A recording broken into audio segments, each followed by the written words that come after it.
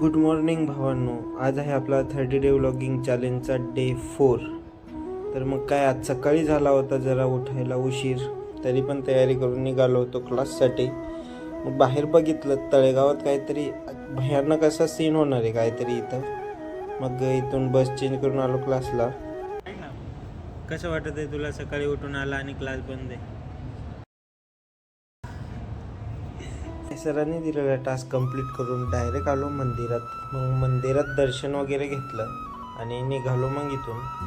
हा भाऊ त्या 1% लोकांमधून येतो ज्यांच्यात ॲटिट्यूड भरलेला असतो. ॲटिट्यूड पण कोणाला दाखवत होता? बस कंडक्टरला, कोणत्या PMPLच्या बस कंडक्टरला.